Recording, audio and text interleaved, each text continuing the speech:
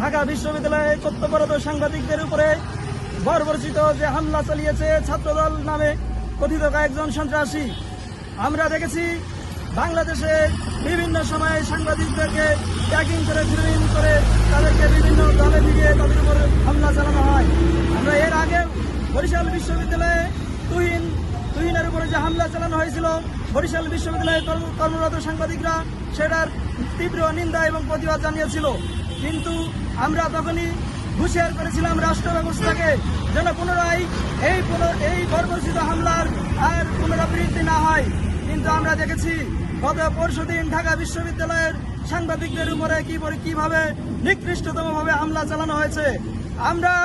আমরা যদি বলতে চাই, আমার হাতের আঙুলে দেখাইতে চাই যে ভোট দানের কালি এখনো কিন্তু মোছে নাই। দেশের প্রধানমন্ত্রী তারেক রহমান বলেছিল, আই হ্যাভ এ প্ল্যান, আমার একটি প্ল্যান আছে। আমরাও মনে করেছিলাম এই রাষ্ট্র সুন্দরভাবে সুন্দর কাঠামোবদ্ধভাবে চলবে। কিন্তু আমরা তার যে রাজনৈতিক দলের যে ছাত্র সংগঠন তাদের যে কর্মকাণ্ড, সেই কর্মকাণ্ড জনাব তারেক রহমানের কথা এবং কাজের সাথে সম্পূর্ণ অমিল। আমরা দেখেছি বিগত সময়ে নাই এই ফ্যাসিস্ট সরকার বিগত সময়ে নাই ফ্যাসিবাদী কাঠামো কায়েম করতে কিভাবে সাংবাদিকদের হেনস্থা করা হচ্ছে। আমরা এই বরিশাল বিশ্ববিদ্যালয়ে কর্মরত সাংবাদিকবৃন্দ কঠোরভাবে জানিয়ে দিতে চাই, এটির পুনরাবৃত্তি আপনারা বন্ধ করুন।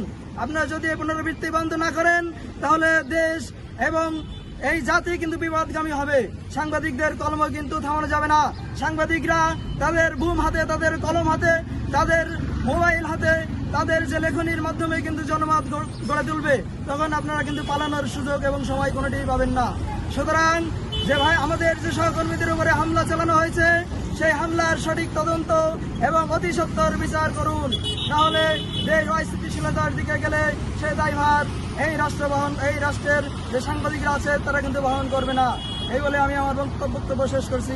আসসালামু আলাইকুম।